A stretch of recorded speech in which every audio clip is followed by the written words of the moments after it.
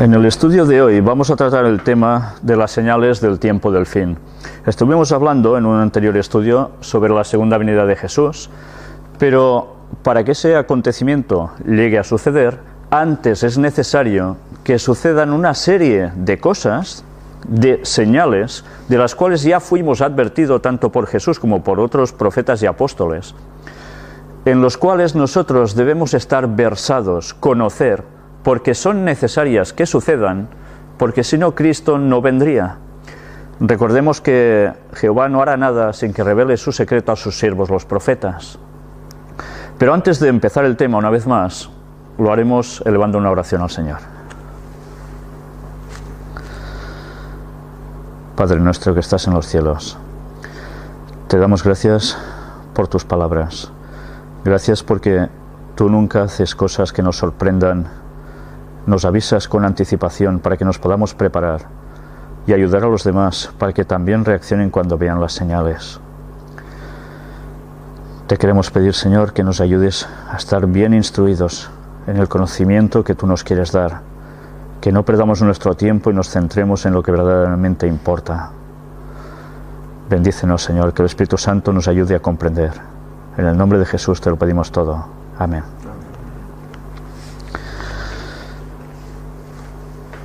Hay un texto que es clave, que también citamos para la segunda venida de Jesús, y es si hay fecha para ese acontecimiento.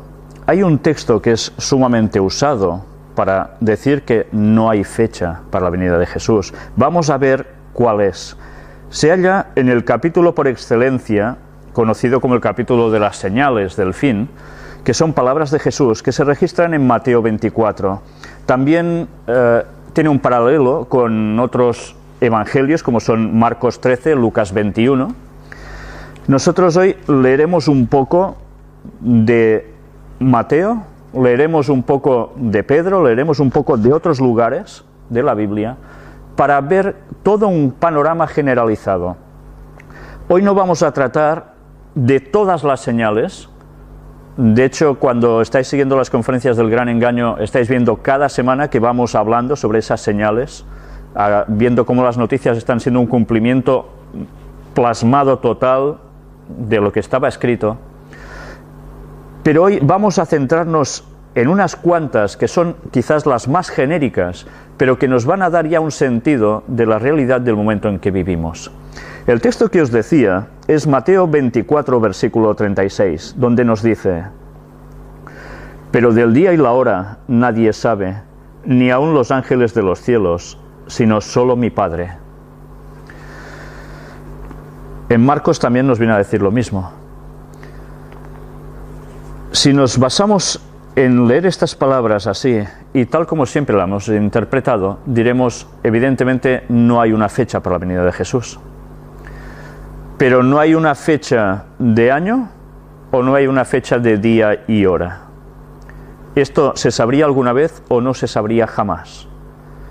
Cuando Jesús habló estas palabras, ¿cómo las pronunció? ¿Como Dios o como hombre? Si es Dios Jesús, tiene que conocer el momento de su retorno, si no sería un Dios de risa. Por tanto, estas palabras las pronunció como hombre, y como hombre él no sabía esto. Todo lo que él sabía como hombre era porque el Espíritu Santo se lo transmitía. Sobre este texto hablaremos en un segundo apartado, que no va a ser hoy, y que probablemente será bastante pronto, si Dios quiere, en el cual vamos a tratar sobre la venida de Jesús, si tiene verdaderamente fecha o no. Pero ahora nos vamos a centrar en lo que sí queda muy claro para todo el seguidor bíblico, de las señales del retorno de Jesús. En Mateo 24, en los versículos 4 y 5, Jesús nos dice algo al respecto de su segunda venida. Respondiendo Jesús les dijo: mirad que nadie os engañe, porque vendrán muchos en mi nombre diciendo: yo soy el Cristo, y a muchos engañarán. ¿Sabéis? Estas palabras son algo que ya se cumplió en el pasado. Cuando Jesús ascendió a los cielos, muy poco tiempo después, empezaron a surgir, y no solo una vez, sino varias veces, personas que se levantaban diciendo que eran el Mesías. Ya sabéis que la mayor parte de los judíos lo rechazaron a Jesús como el Mesías, como el ungido, como su Salvador prometido, y se aferraron a otros Mesías que iban apareciendo, que algunos de ellos los hacían rebotar contra el Imperio Romano, y luego les tocaba, como se dice vulgarmente, salir por piernas, porque los romanos iban contra esta persona, contra sus seguidores, y se denotaba que ese Mesías, pues la verdad, de Mesías tenía muy poco, y no cumplían básicamente las características que implicaba que cumpliría el Mesías. Pero esto no es solo un hecho del pasado. Ahora, muchos años después, hemos visto cómo siguen levantándose personas diciendo que son el Mesías. Hemos visto en las conferencias del Gran Engaño distintos personajes que van diciendo que ellos son el Mesías. Pero Jesús, ¿qué dice? Que esto sucedería. ¿Pero que eran Él? No. Porque cuando Él venga, tenían que acontecer una serie de señales muy específicas. Veamos cómo en Mateo 24 también nos dice quiénes serían los que tratarían de engañarnos. Versículos del 23 al 26. Entonces, si alguno os dijere, mirad, aquí está el Cristo, o mirad, allí está, no lo creáis, porque se levantarán falsos cristos y falsos profetas, y harán grandes señales y prodigios, de tal manera que engañarán, si fuere posible, aún a los escogidos. Ya os lo he dicho antes. ¿Os habéis dado cuenta de que dice, ya os lo he dicho antes? Antes de que suceda, Jesús nos advierte.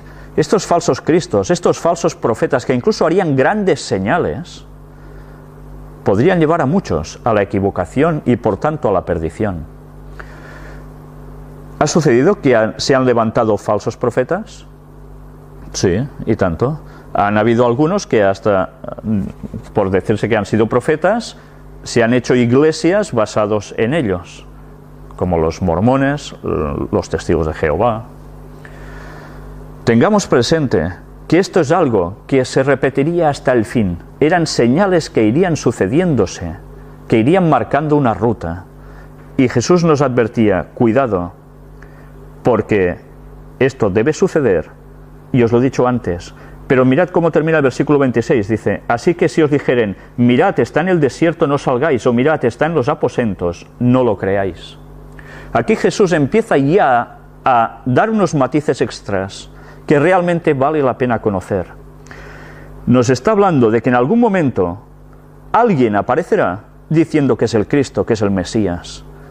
Pero este alguien no aparecerá en todo el mundo, sino que va a aparecer en un lugar en concreto. Y aunque ese personaje luego se pueda ir desplazando a otros lugares, no se va a ver por todas partes a la vez, al menos que sea usando una tecnología, televisión, radio, etcétera, etcétera, ¿no? Nosotros hemos de recordar que antes que venga Jesús, vendrá Satanás haciéndose pasar por Jesús. Y Cristo nos estaba diciendo, cuidado, porque aparecerá en ciertos lugares. Si os dijeren, está allí, no vayáis, no lo creáis, porque no soy yo, está diciendo. Es la gran diferencia en la cual nosotros podremos saber si Satanás, cuando venga haciéndose pasar por Jesús, es el auténtico Mesías o no. Leamos ahora en 2 de Pedro capítulo 3, versículos 3 y 4.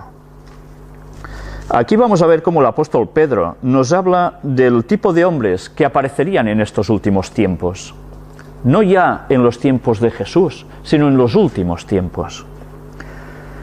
Sabiendo primero esto, que en los postreros días vendrán burladores, andando según sus propias concupiscencias, y diciendo, ¿dónde está la promesa de su advenimiento? Porque desde el día en que los padres durmieron, todas las cosas permanecen así como desde el principio de la creación. Estos son los famosos burladores.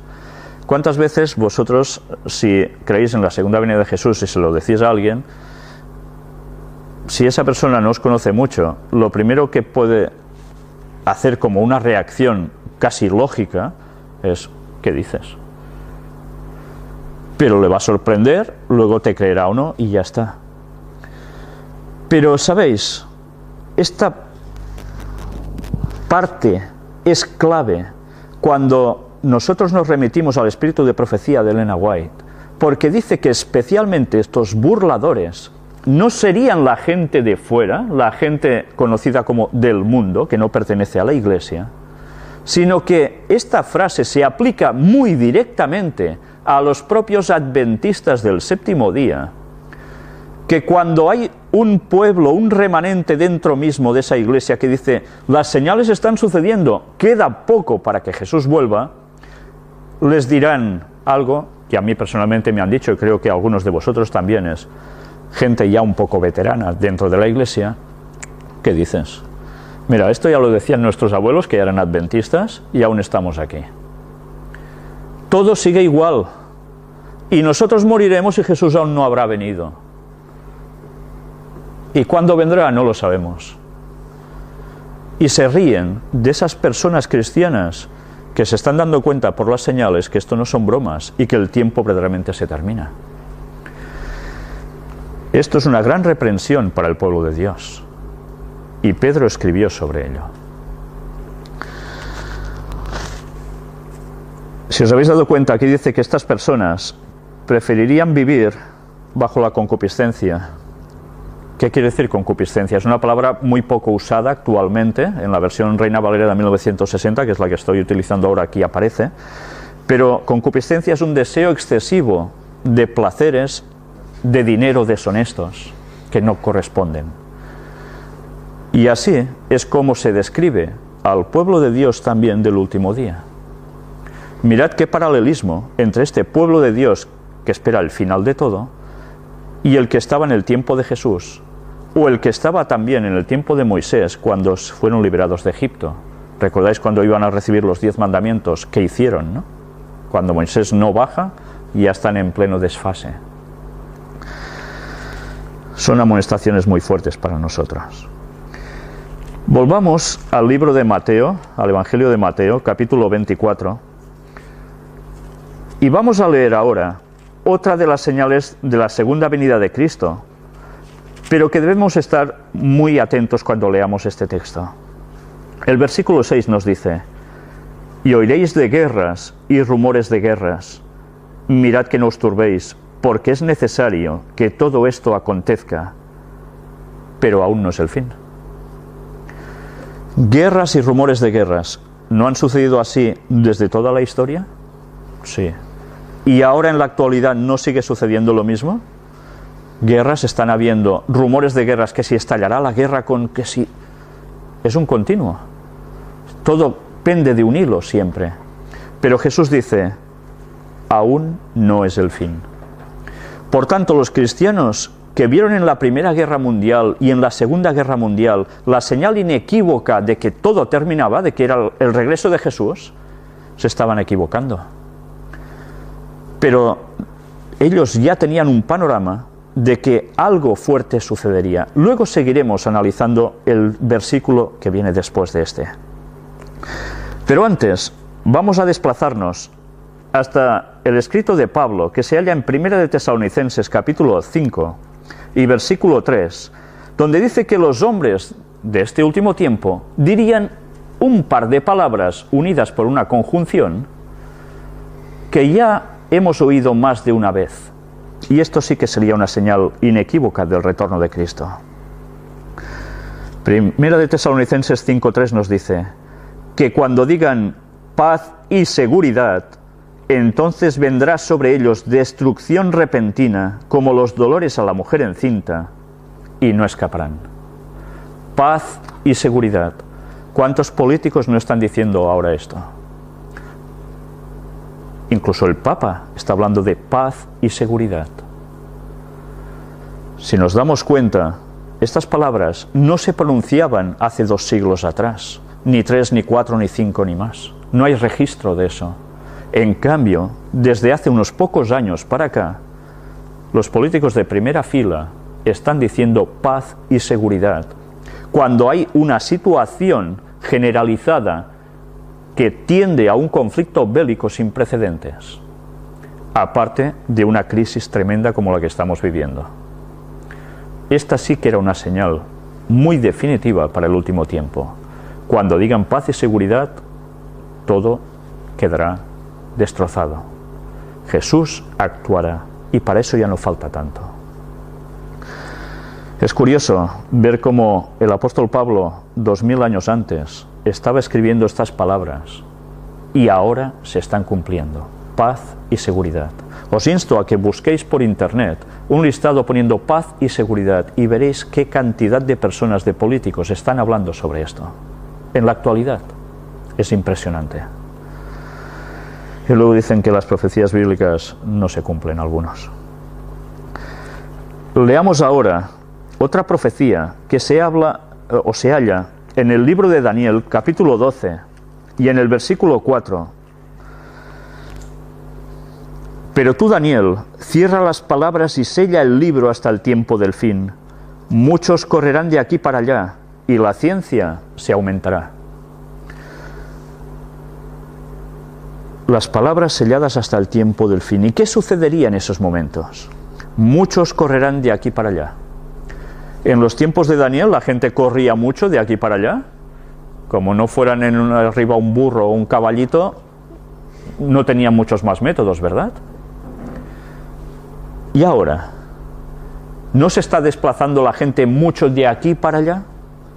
¿No hay aviones que surcan un continente al otro en pocas horas? ¿No hay barcos tremendos? ¿No hay trenes? ¿No hay coches? ¿No hay metros? Motocicletas, bicicletas. Es un no parar. La gente se traslada mucho de aquí para allá. Ha llegado el tiempo de la profecía. Ahora es el momento en que Daniel nos está hablando directamente. Y no fueron sus palabras, fueron las palabras que se les revelaron. Y si os habéis dado cuenta, termina diciendo, y la ciencia se aumentará. La palabra que se usa para ciencia está designando el conocimiento profético especialmente para el tiempo del fin. El último tiempo, el verdadero pueblo de Dios entendería mucho más las profecías del tiempo del fin, porque es el momento adecuado para que comprendan, porque es para cuando más lo necesitan. Y así está siendo. Dios está dando luz para este último tiempo, que no podemos rechazar. Pero también tengamos presente que la ciencia se aumentará. ¿Cómo no?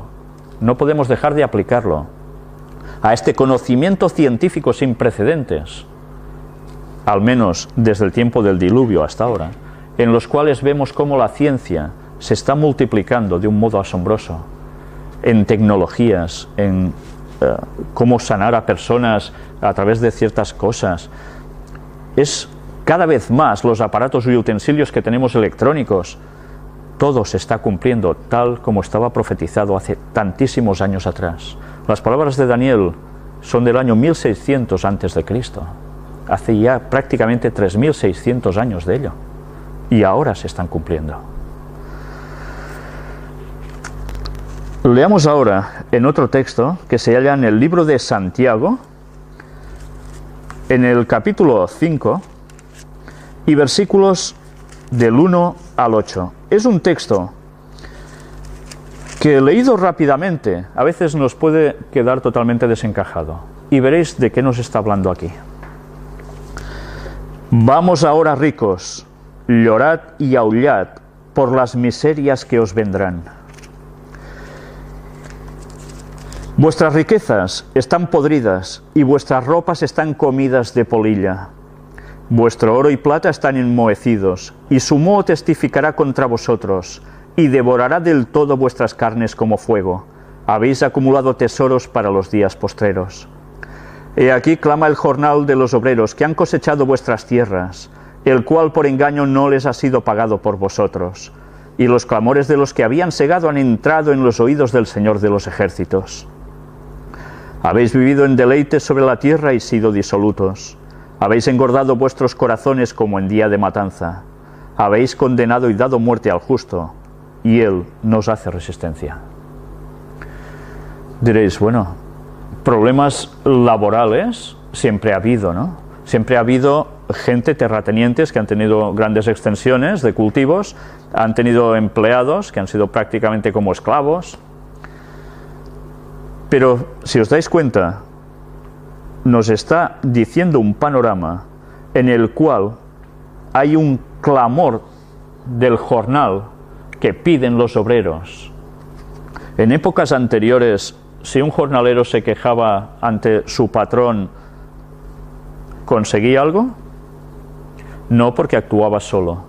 Y el patrón, además, tenía un cierto poder para doblegar a quien hiciese falta.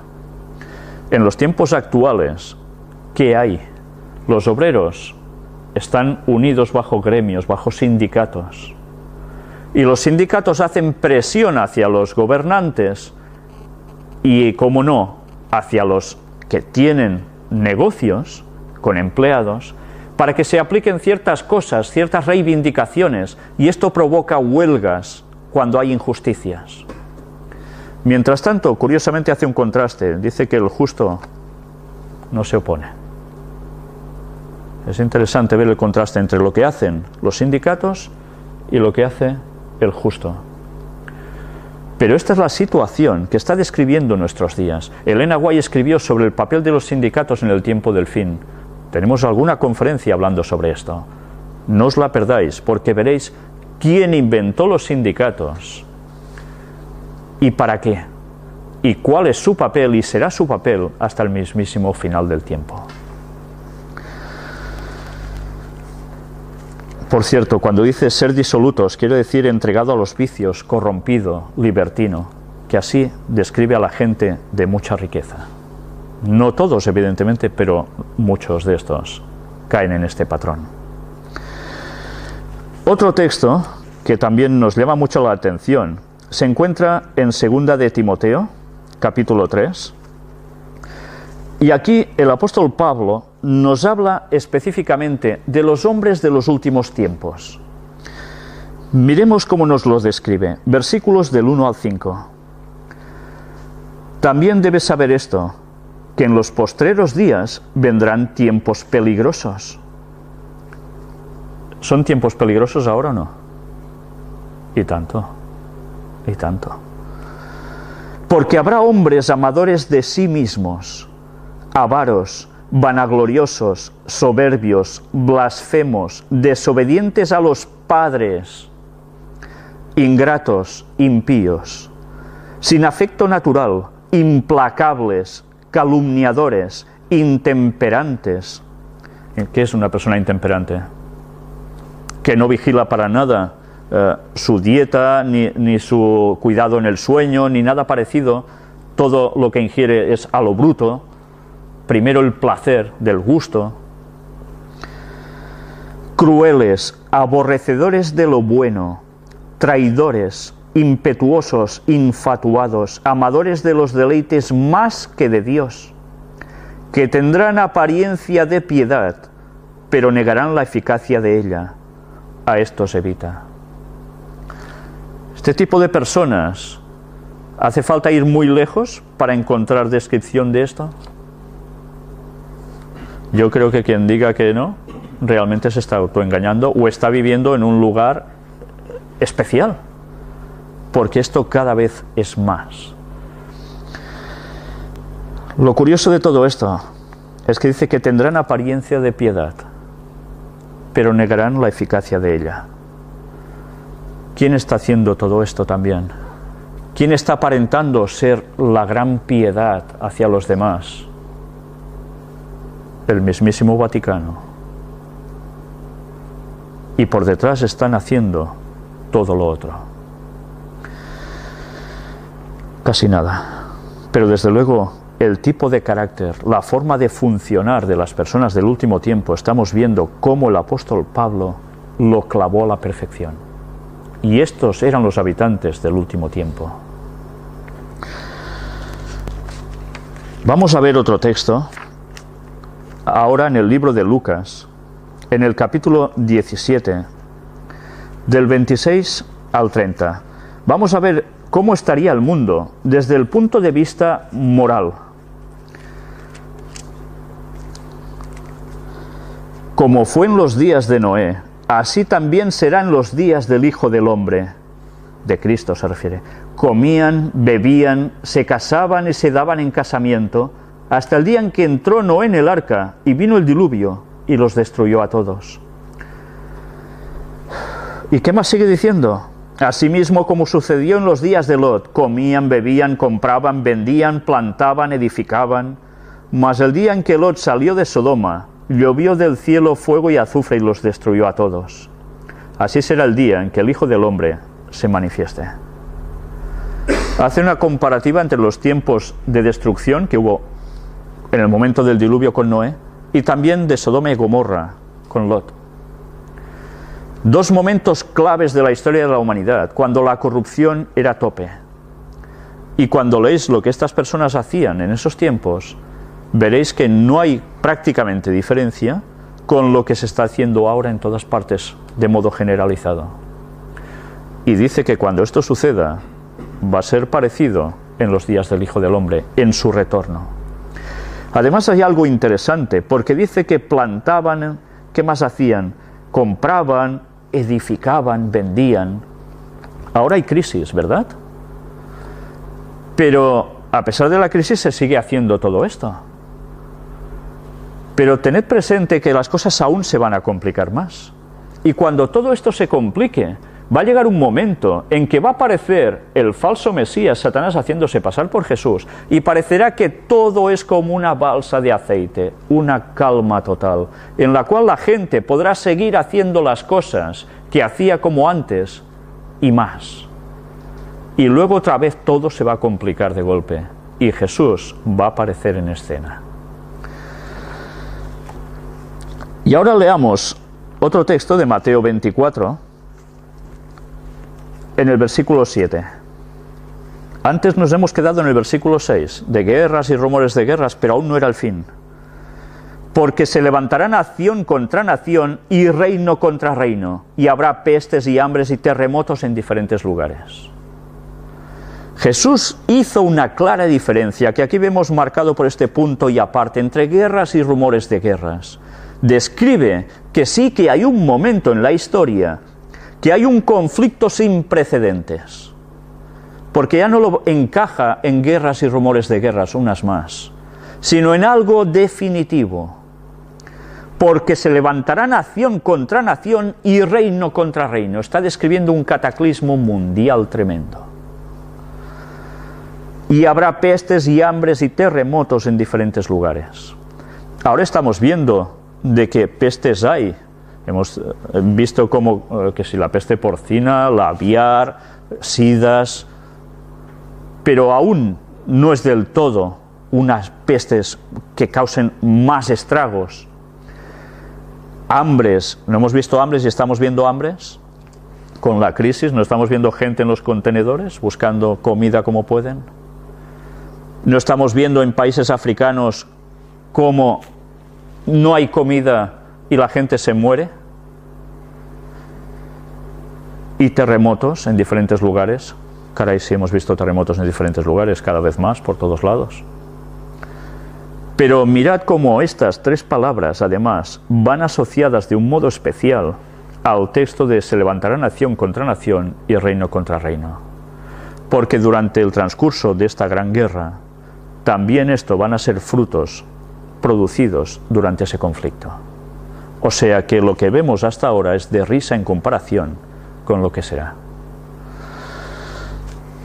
Y ahora vamos a entrar en un apartado que leeremos tres textos distintos que nos van a hablar con matices distintos de una misma cosa, pero fijémonos primero en unas palabras que aparecen en Lucas capítulo 21, versículos 25 y 26.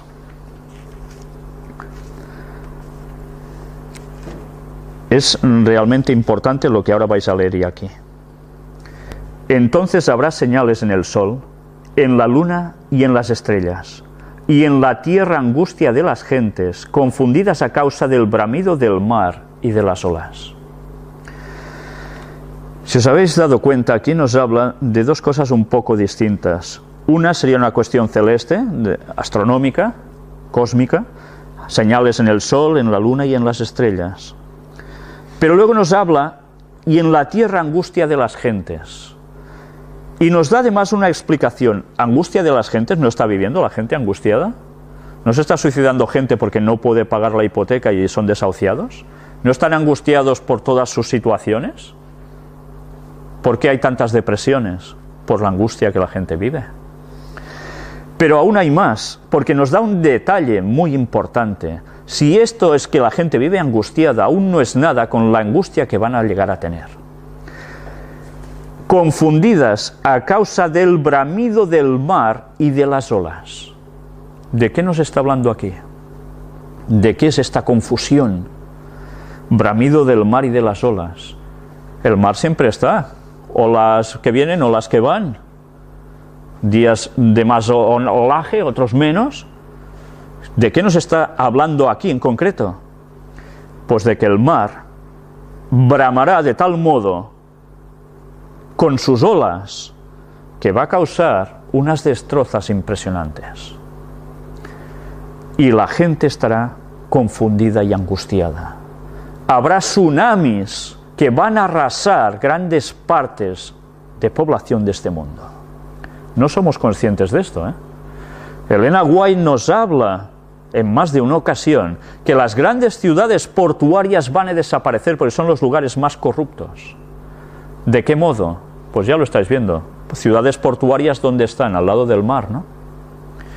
Pues sí que va a haber una subida del nivel del agua, pero no va a ser una subida y ya está, sino del bramido del mar y de las olas. Quiere decir que van a ser olas gigantes que arrasarán. Y ahora nos vamos a centrar específicamente en este punto donde nos dice: entonces habrá señales en el sol, en la luna y en las estrellas. Esto era una señal inequívoca del momento del tiempo del fin. Hemos de diferenciar entre el tiempo del fin y el fin del tiempo del fin. Uno es cuando empieza este periodo final de la etapa de la historia de la humanidad, y el otro cuando todo termina. Para que esto sucediera, había una serie de profecías bíblicas. La profecía de los 1260 años, la profecía de los 2300 días también, que nos marcaba una etapa final de la era de la humanidad. Justo cuando estas profecías se terminan cumpliendo, cronológicamente por fecha, y de ello ya seguiremos hablando también en otros estudios, empiezan a suceder estas señales. ¿Se han cumplido ya estas señales? Vamos a ver unos textos bíblicos y vamos a ver después unas referencias históricas para ver si esto ya se ha cumplido o aún está en el futuro. Primero vamos a leer Mateo 24, 29.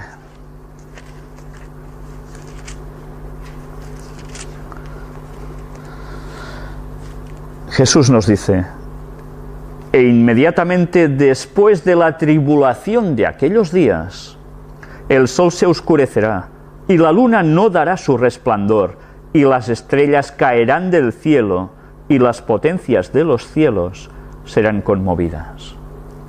Mirad cómo Jesús nos está situando en un momento preciso de la profecía. E inmediatamente después de la tribulación de aquellos días. ¿De qué tribulación nos está hablando? A través de esas profecías que os he dicho, que más adelante terminaremos de desglosar, terminaba el periodo concreto de agobio y persecución contra el pueblo de Dios por parte de las fuerzas papales. Y a partir de allí, de esa época, debían acontecer una serie de señales cósmicas como las que nos describe aquí. ¿Esto ha sucedido?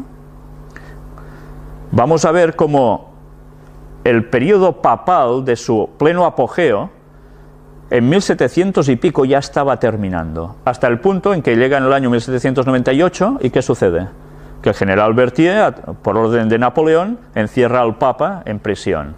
Y parece que el Vaticano ha recibido esa herida mortal, pero de la que después es sanada y vuelve a recuperarse. Ya en esa época el declive ya estaba. Y vamos a ver qué llegó a suceder durante todo ese tiempo. Leamos antes otro texto, porque aquí, si os habéis fijado, nos habla de señales en el sol, la luna. Dice que el sol se oscurecería, la luna no daría su resplandor, las estrellas caerían del cielo. Vamos a ver texto paralelo junto a este, que es Apocalipsis capítulo 6, y vamos a leer los versículos 12 y 13. Miré cuando abrió el sexto sello, dice el apóstol Juan, y aquí hubo un gran terremoto, y el sol se puso negro como tela de cilicio, y la luna se volvió toda como sangre, y las estrellas del cielo cayeron sobre la tierra, como la higuera deja caer sus higos cuando es sacudida por un fuerte viento. Mirad que prácticamente nos está diciendo lo mismo. Hay algún matiz un poco distinto, añade algo, como la higuera, ¿verdad? El sol negro como tela de cilicio, la luna como sangre. ¿Qué color es la sangre? Es roja. ¿Habéis visto la luna roja habitualmente? No es nada normal, ¿verdad? Y luego las estrellas que caen, sacudidas como por un fuerte viento cuando una higuera es agitada, ¿no? Vamos a entrar ahora una serie de imágenes que vais a ver detrás mío. Por favor, si podéis apagar la luz, donde haremos referencias históricas para demostrar que estos acontecimientos ya se cumplieron.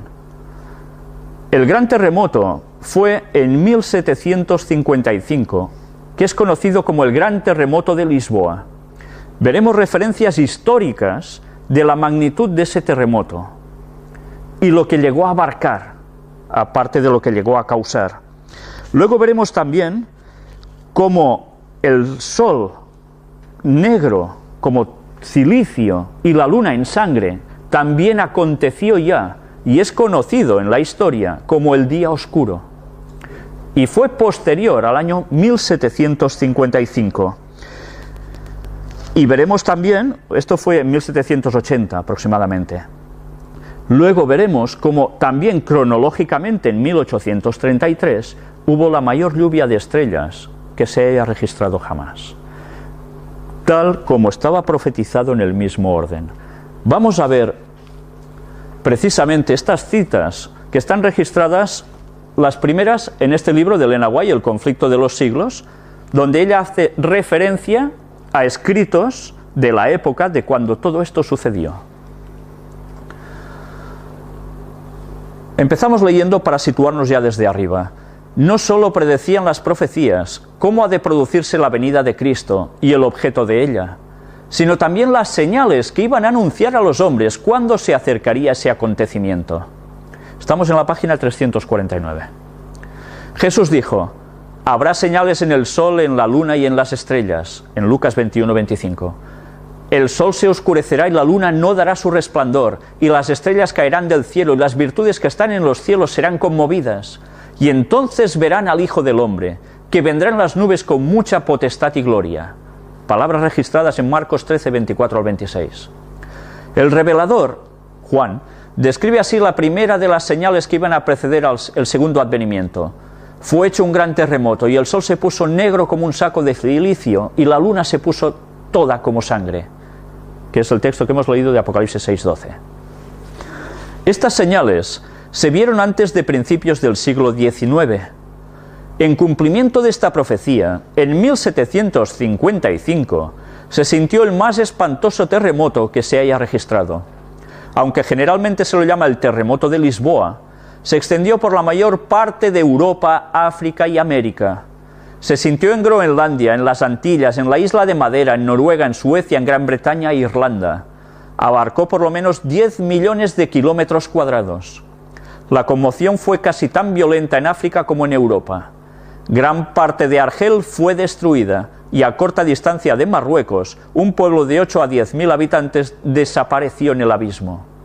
Una ola formidable barrió las costas de España y África, sumergiendo ciudades y causando inmensa desolación.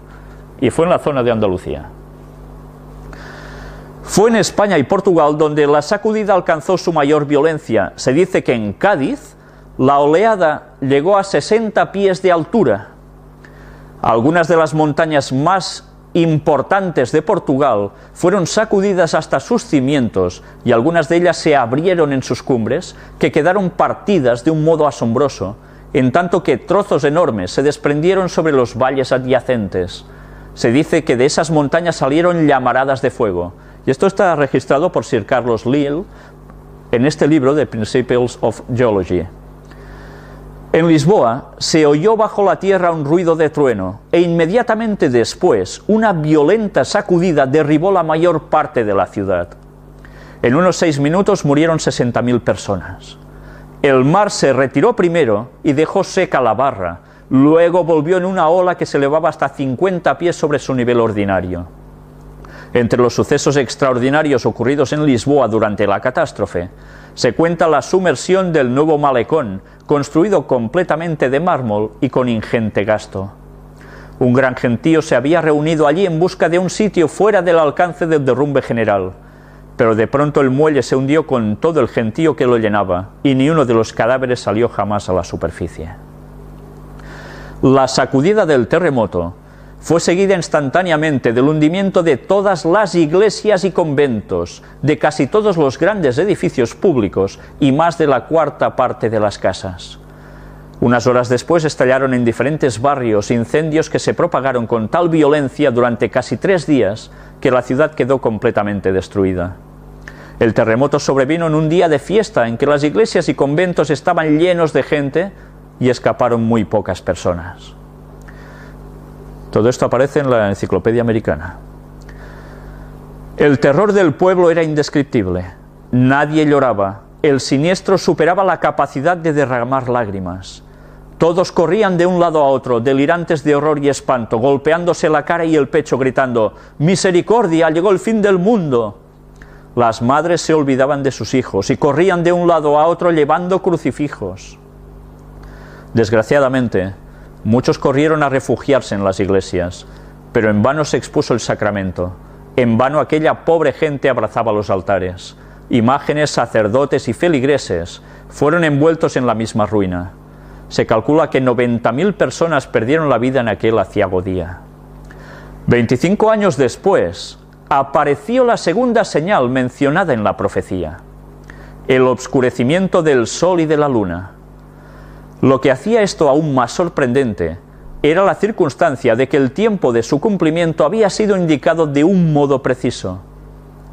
En su conversación con los discípulos en el Monte de los Olivos, después de describir el largo periodo de prueba por el que debía pasar la Iglesia, es decir, los 1260 años de la persecución papal, acerca de los cuales había prometido que la tribulación sería acortada, este detalle hay que tenerlo en cuenta, el Salvador mencionó en las siguientes palabras ciertos acontecimientos que debían preceder su venida y fijó además el tiempo en que se realizaría el primero de estos.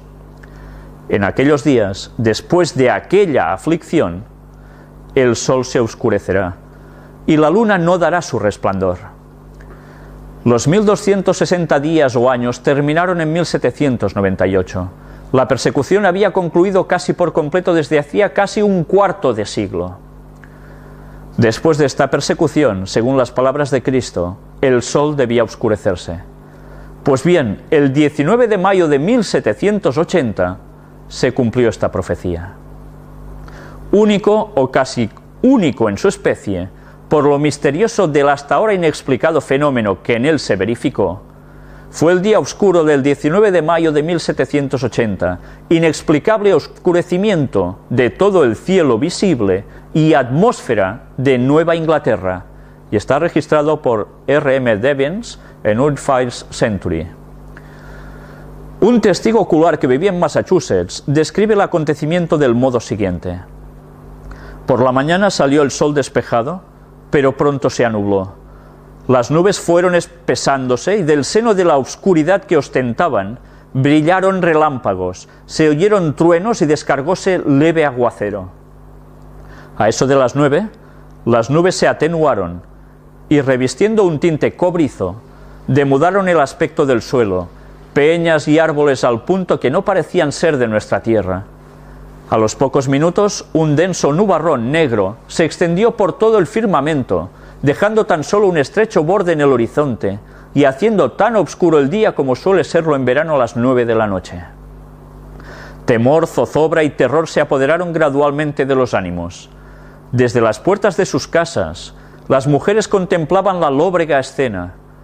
Los hombres volvían de las faenas del campo, el carpintero dejaba las herramientas, el herrero la fragua, el comerciante el mostrador.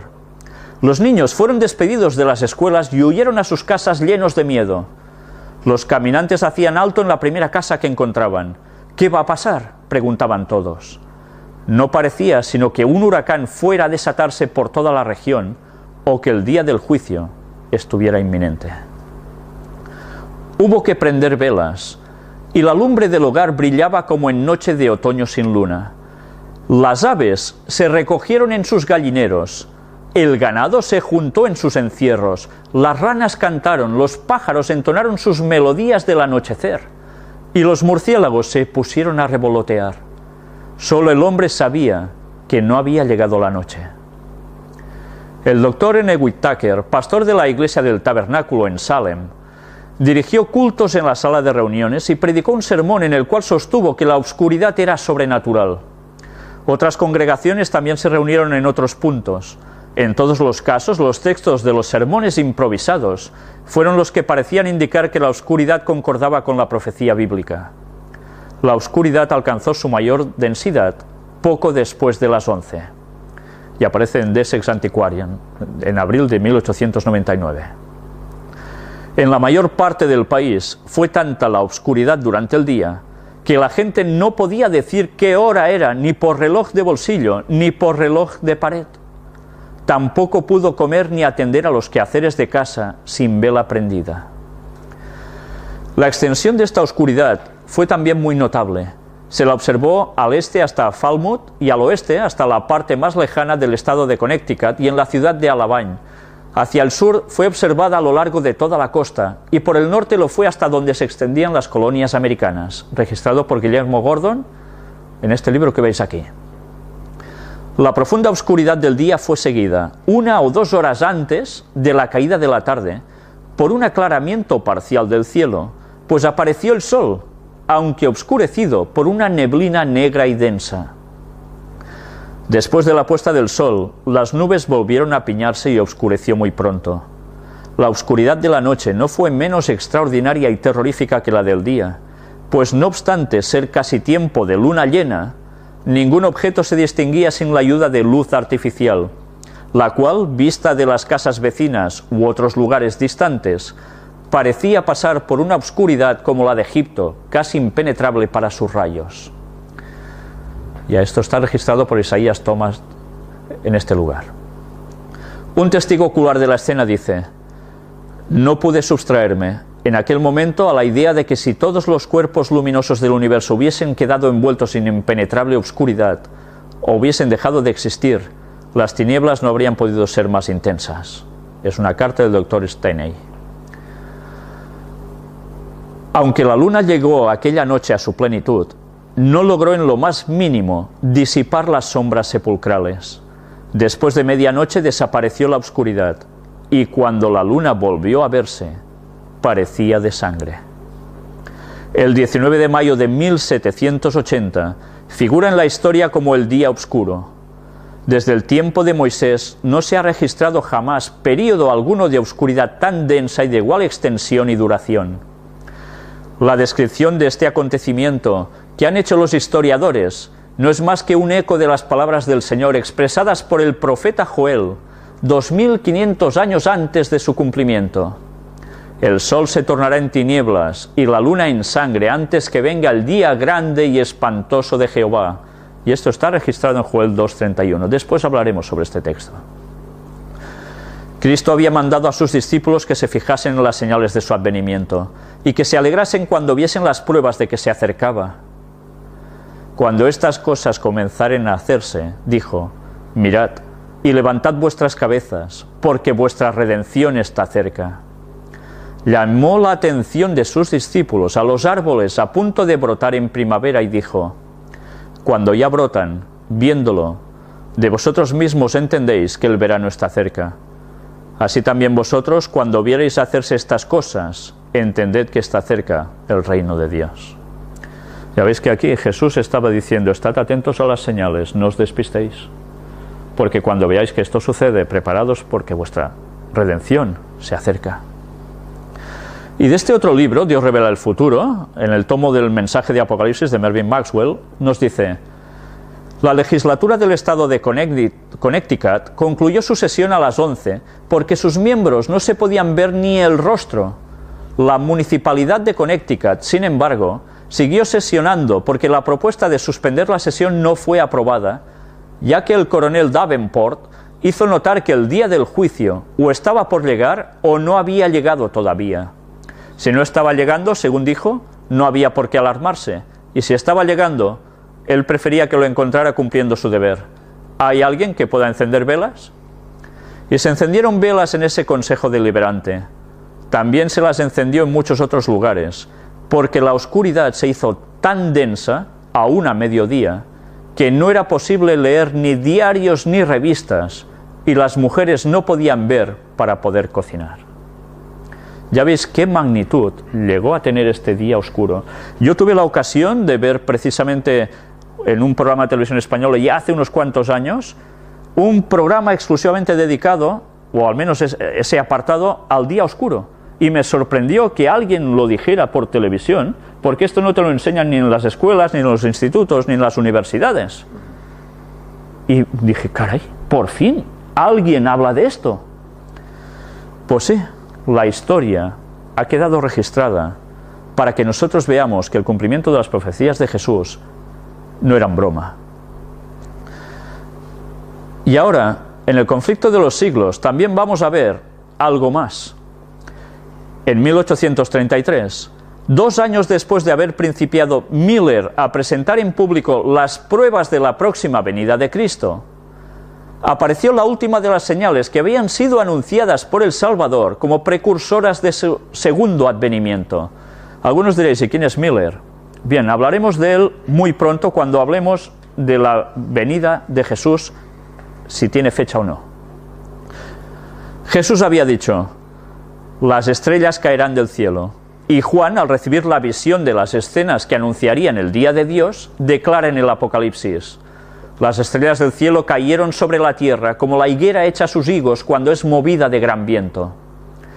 Esta profecía se cumplió de modo sorprendente y pasmoso con la gran lluvia meteórica del 13 de noviembre de 1833.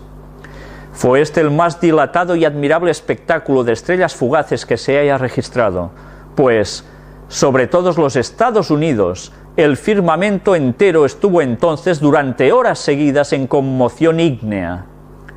No ha ocurrido jamás en este país, desde el tiempo de los primeros colonos, un fenómeno celestial que despertara tan grande admiración entre unos, ni tanto terror ni alarma entre otros. Su sublimidad y terrible belleza quedan aún grabadas en el recuerdo de muchos, de cuando escribió esto ella, en esos años. Jamás cayó lluvia más tupida que esa en que cayeron los meteoros hacia la tierra, al este, al oeste, al norte y al sur, era lo mismo. En una palabra, todo el cielo parecía en conmoción. El espectáculo, tal como está descrito en el diario del profesor Silliman, fue visto por toda la América del Norte, desde las 2 de la madrugada hasta la plena claridad del día, en un firmamento perfectamente sereno y sin nubes. Todo el cielo estuvo constantemente surcado por una lluvia incesante de cuerpos que brillaban de modo deslumbrador. En verdad, ninguna lengua podría describir el esplendor de tan hermoso espectáculo. Nadie que no lo haya presenciado puede formarse exacta idea de su esplendor. Parecía que todas las estrellas del cielo se hubiesen reunido en un punto cerca del cénit y que fuesen lanzadas de allí con la velocidad del rayo en todas las direcciones del horizonte. Y sin embargo, no se agotaban. Con toda rapidez seguíanse por miles, una tras otras, como si hubiesen sido creadas para el caso. Es imposible contemplar una imagen más exacta de la higuera que deja caer sus higos cuando es sacudida por un gran viento. En el Journal of Commerce de Nueva York, del 14 de noviembre, se publicó un largo artículo referente a este maravilloso fenómeno, y en él se leía la siguiente declaración: supongo que ningún filósofo ni erudito ha referido o registrado jamás un suceso como el de ayer por la mañana. Hace 1800 años, un profeta lo predijo con toda exactitud, si entendemos que las estrellas que cayeron eran estrellas errantes o fugaces, que es el único sentido verdadero y literal. Así se realizó la última de las señales de su venida, acerca de las cuales Jesús había dicho a sus discípulos: cuando viereis todas estas cosas, sabed que está cercano, a las puertas. Después de estas señales, Juan vio que el gran acontecimiento que debía seguir consistía en que el cielo desaparecería como un libro cuando es arrollado, mientras que la tierra era sacudida, las montañas y las islas eran movidas de sus lugares, y los impíos aterrorizados trataban de esconderse de la presencia del Hijo del Hombre. Muchos de los que presenciaron la caída de las estrellas la consideraron como un anuncio del juicio venidero, como un signo precursor espantoso, un presagio misericordioso de aquel grande y terrible día. Así fue dirigida la atención del pueblo hacia el cumplimiento de la profecía, y muchos fueron inducidos a hacer caso del aviso del segundo advenimiento. Ya veis, fue necesario que esto aconteciera para que Miller y otras personas predicasen que el segundo advenimiento de Cristo estaba cercano, y así muchos hicieron caso. Primero debían acontecer una serie de señales. Aquí tenéis extraído de un libro de Urias Smith. Son 2 tomos, Daniel y Apocalipsis. Aquí hay referencias también a los mismos hechos. No os lo voy a leer, esto os lo paso despacio para que podáis detener las imágenes en vuestras casas, porque son más detalles, más frases recogidas de esos acontecimientos que hemos mostrado, y que Urias Smith también recopiló para mostrar el cumplimiento de la profecía y plasmarlo en esos 2 tomos que él escribió, en especial el de Apocalipsis. Además, veréis aquí todas las referencias de donde él lo extrajo para poderlo publicar. Da detalles adicionales que vale la pena que leáis y que yo aquí no voy a leer para dedicar el tiempo aún a terminar lo que ahora vamos a ver. ¿Podéis encender la luz, por favor?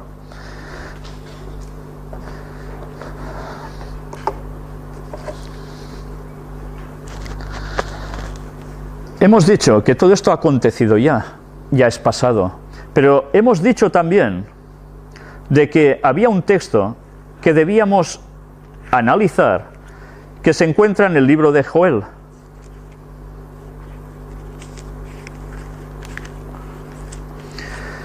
Vamos a buscar el texto que se halla en el libro de Joel, capítulo 2. Vamos a leer varios versículos. Hemos visto que Joel hacía mención de lo mismo que aparecía en Apocalipsis y también en los Evangelios, de estas señales, pero veremos que hay algún detalle que Elena White ya nos empezaba a citar también aquí. Capítulo 2, versículos 10 y 11 nos dice: delante de él temblará la tierra, se estremecerán los cielos, el sol y la luna se oscurecerán y las estrellas retraerán su resplandor. Y Jehová dará su orden delante de su ejército, porque muy grande es su campamento. Fuerte es el que ejecuta su orden, porque grande es el día de Jehová y muy terrible. ¿Quién podrá soportarlo? Si os habéis dado cuenta, aparecen las mismas señales, pero hay algo al principio del texto que nos da a entender algo muy claro. Estas señales se van a repetir antes, justo antes del retorno de Jesús. Aconteció una vez, volverá a suceder. El versículo 10 nos decía: delante de él temblará la tierra y se estremecerán los cielos. ¿Esto sucede en qué momento? En su retorno. Leamos también los versículos 30 y 31. Y daré prodigios en el cielo y en la tierra, sangre y fuego y columnas de humo.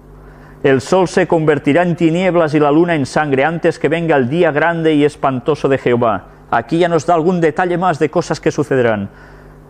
Prodigios en el cielo y en la tierra, sangre y fuego y columnas de humo. Esto no ha terminado de suceder. Y si avanzamos al capítulo 3, leamos los versículos del 14 al 16. Y mirad en qué momento lo sitúa.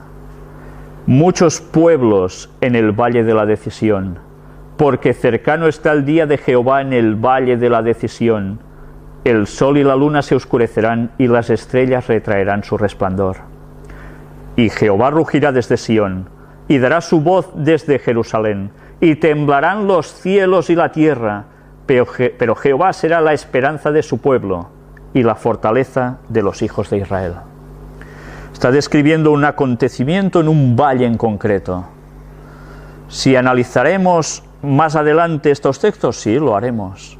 Y otros más, para demostrar algo que ahora se está echando por tierra en muchas interpretaciones.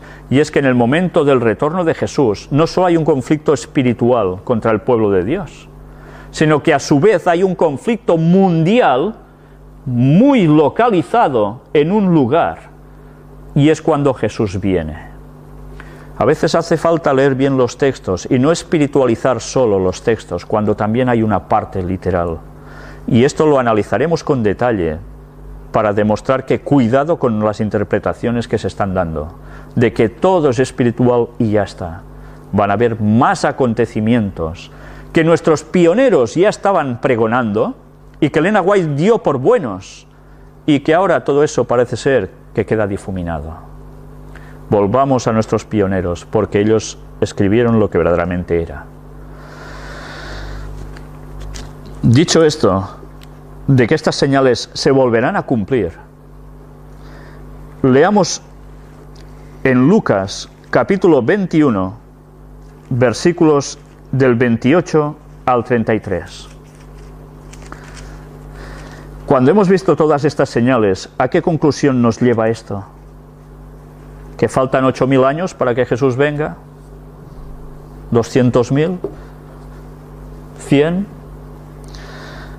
Lucas 21 del 28 al 33 nos dice: cuando estas cosas comiencen a suceder, erguíos y levantad vuestra cabeza, porque vuestra redención está cerca. También les dijo una parábola: mirad la higuera y todos los árboles, cuando ya brotan, viéndolo, sabéis por vosotros mismos que el verano está ya cerca. Así también vosotros, cuando veáis que suceden estas cosas, sabed que está cerca el reino de Dios. Todas estas señales que hemos visto en el día de hoy, está cerca el reino de Dios. De cierto os digo que no pasará esta generación hasta que todo esto acontezca. El cielo y la tierra pasarán, pero mis palabras no pasarán. La generación que vea otra vez repetirse estos acontecimientos es la generación que verá el retorno de Cristo. Y ya veis que por el resto de señales, esto parece ser que llegará en nuestra generación. Volvamos al libro de Mateo capítulo 24, versículo 14.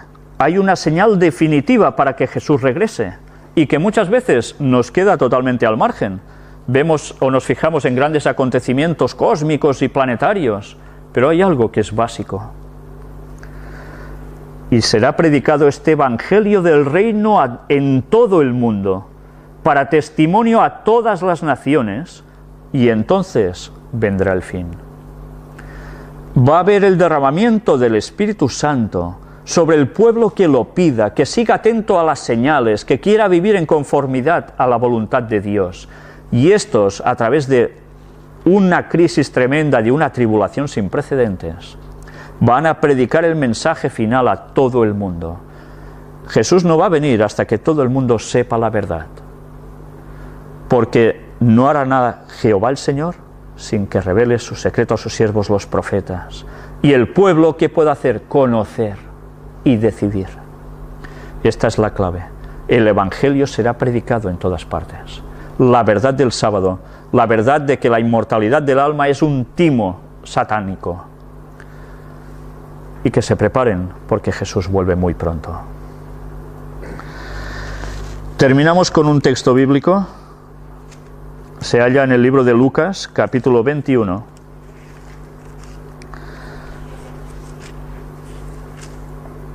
Y versículos del 34 al 36.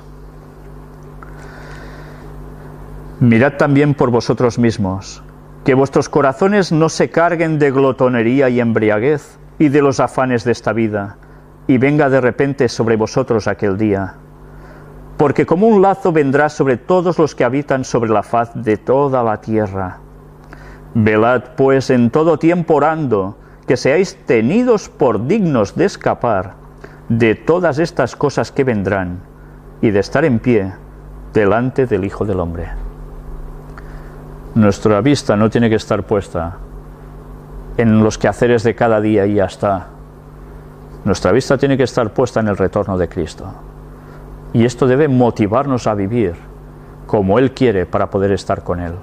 Pero hemos de velar, estar atentos, vigilar a las señales, para saber que ese momento se acerca. Y no solo para nosotros, sino para que advirtamos a los demás, que abran los ojos al ver que todo esto estaba profetizado. No quiero dejaros sin antes mostraros una cita que vais a ver aquí. ¿Puedes apagar la luz, por favor? Gracias. Sabéis, últimamente, llevo ya unos pocos años oyendo a pastores, incluso adventistas, diciendo, las señales, sí, estaban profetizadas, pero Jesús puede volver sin que sucedan las señales, se las puede saltar. ¿Esto es lo que nos dice la Biblia? ¿Esto es lo que nos dice el espíritu de profecía de Elena White? ¿O esto es un timo que nos están colando a la perfección?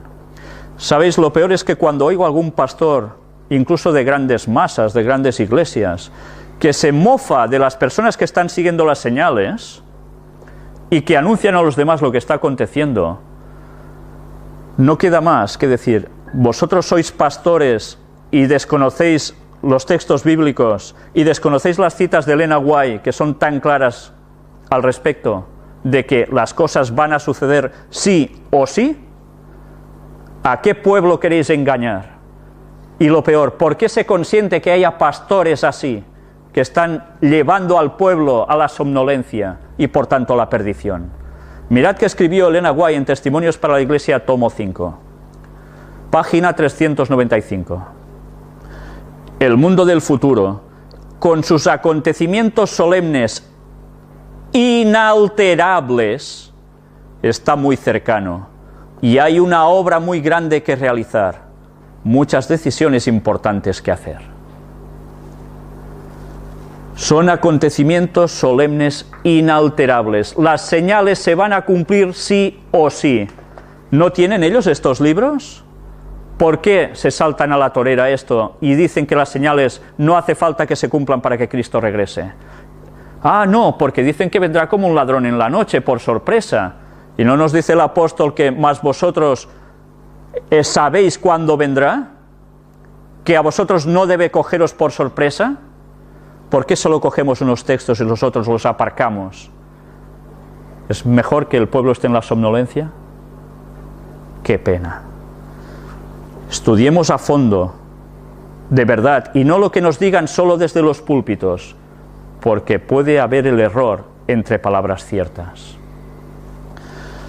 Hay muchas más señales que no hemos tratado, muchas más de las que podéis ver y seguir, cómo no, en las conferencias del Gran Engaño. Sabéis, hay personas que incluso dicen, este señor cuando hablaba, cuando sucedían cosas sobre el Medio Oriente, ya dijo que él era el fin del mundo, y esto no ha sucedido, son falsos profetas. Estos señores, primero hay que decir que no se han enterado de nada, que tendrían que saber que antes que estas cosas sucedieran en Medio Oriente, unos cuantos años antes ya se había dicho que eso sucedería, y ha sucedido y está sucediendo, y aún no es el fin, porque aún deben acontecer más cosas. Estaría bien que en vez de alentar a sus feligreses a tirar por tierra todo esto, que estos son falsos profetas, que no hace falta que digan nada, primero deberían saber que nosotros no somos ningún profeta. Al menos yo no soy ningún profeta. Solo estoy diciendo lo que está escrito en la palabra de Dios y en los testimonios de Elena White. Y eso es lo que la gente debería investigar, y no alentar a sus feligreses a apartarse de la verdad, desprestigiando lo que no es. Que me busquen defectos a mí está muy bien, porque soy una persona humana que aún peca, pero que desprestigien las palabras de Dios, esto a Dios dudo que le haga mucha gracia. Por tanto, estad atentos a las señales, os digan lo que os digan, investigad por vosotros mismos, y con la ayuda de Dios el Espíritu Santo nos va a guiar a toda la verdad. Que nada nos coja desprevenidos. Bien, hasta aquí el estudio bíblico de hoy. Continuaremos más adelante con estos temas y especialmente con el tema de la fecha del retorno de Cristo. Haremos un análisis de si esto existe o no existe, porque vale la pena que conozcamos a ver si lo que hemos sabido hasta ahora era correcto o no. Pero nunca debemos desechar las palabras de nuestros pioneros. Son la base inamovible de todo, junto a la palabra de Dios. Me gustaría terminar haciendo una oración.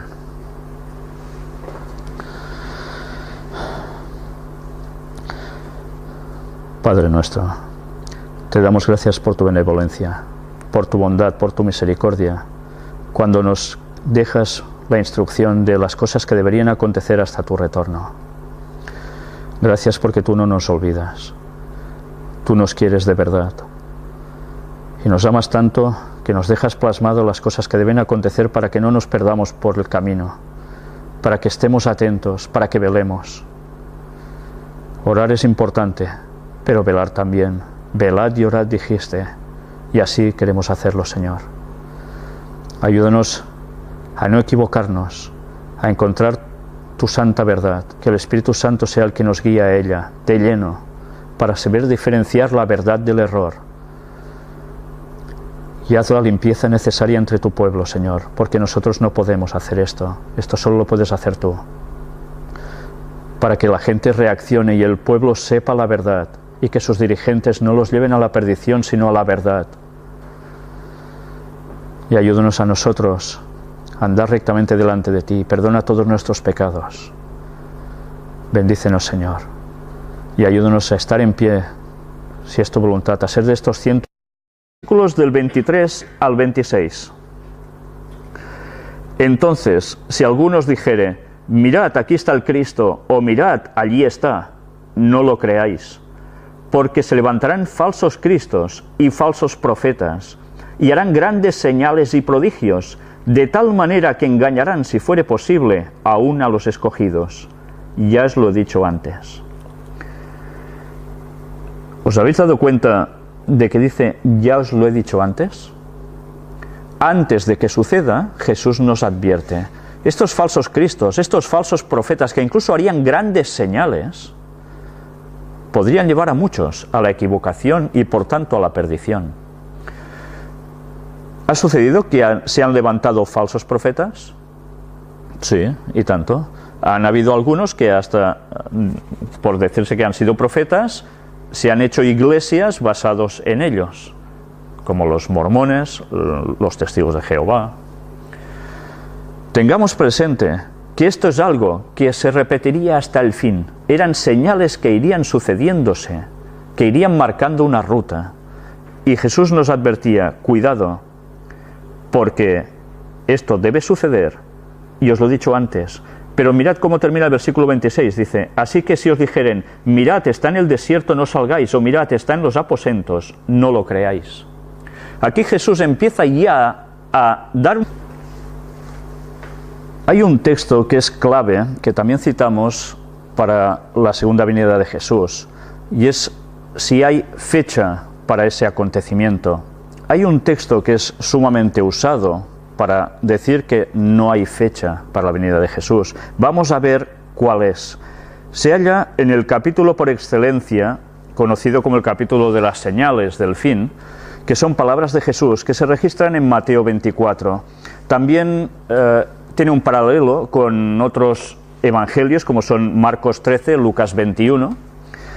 Nosotros hoy leeremos un poco de Mateo, leeremos un poco de Pedro, leeremos un poco de otros lugares de la Biblia, para ver todo un panorama generalizado.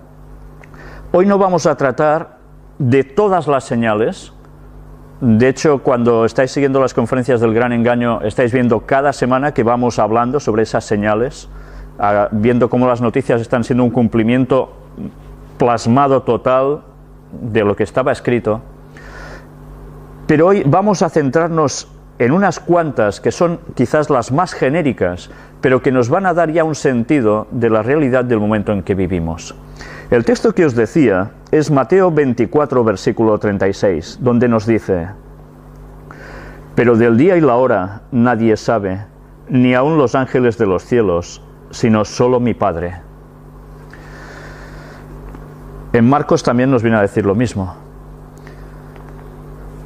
Si nos basamos en leer estas palabras así, y tal como siempre la hemos interpretado, diremos, evidentemente no hay una fecha para la venida de Jesús. Pero no hay una fecha de año o no hay una fecha de día y hora. ¿Esto se sabría alguna vez o no se sabría jamás? Cuando Jesús habló estas palabras, ¿cómo las pronunció? ¿Como Dios o como hombre? Si es Dios Jesús, tiene que conocer el momento de su retorno, si no sería un Dios de risa. Por tanto, estas palabras las pronunció como hombre, y como hombre él no sabía esto. Todo lo que él sabía como hombre era porque el Espíritu Santo se lo transmitía. Sobre este texto hablaremos en un segundo apartado, que no va a ser hoy, y que probablemente será bastante pronto, si Dios quiere, en el cual vamos a tratar sobre la venida de Jesús, si tiene verdaderamente fecha o no. Pero ahora nos vamos a centrar en lo que sí queda muy claro para todo el seguidor bíblico, de las señales del retorno de Jesús. En Mateo 24, en los versículos 4 y 5, Jesús nos dice algo al respecto de su segunda venida. Respondiendo Jesús les dijo: mirad que nadie os engañe, porque vendrán muchos en mi nombre diciendo: yo soy el Cristo, y a muchos engañarán. ¿Sabéis? Estas palabras son algo que ya se cumplió en el pasado. Cuando Jesús ascendió a los cielos, muy poco tiempo después, empezaron a surgir, y no solo una vez, sino varias veces, personas que se levantaban diciendo que eran el Mesías. Ya sabéis que la mayor parte de los judíos lo rechazaron a Jesús como el Mesías, como el ungido, como su Salvador prometido, y se aferraron a otros Mesías que iban apareciendo, que algunos de ellos los hacían rebotar contra el Imperio Romano, y luego les tocaba, como se dice vulgarmente, salir por piernas, porque los romanos iban contra esta persona, contra sus seguidores, y se denotaba que ese Mesías, pues la verdad de Mesías tenía muy poco, y no cumplían básicamente las características que implicaba que cumpliría el Mesías. Pero esto no es solo un hecho del pasado. Ahora, muchos años después, hemos visto cómo siguen levantándose personas diciendo que son el Mesías. Hemos visto en las conferencias del Gran Engaño distintos personajes que van diciendo que ellos son el Mesías. Pero Jesús, ¿qué dice? Que esto sucedería. ¿Pero que eran Él? No. Porque cuando Él venga, tenían que acontecer una serie de señales muy específicas. Veamos cómo en Mateo 24 también nos dice quiénes serían los que tratarían de engañarnos. Versículo.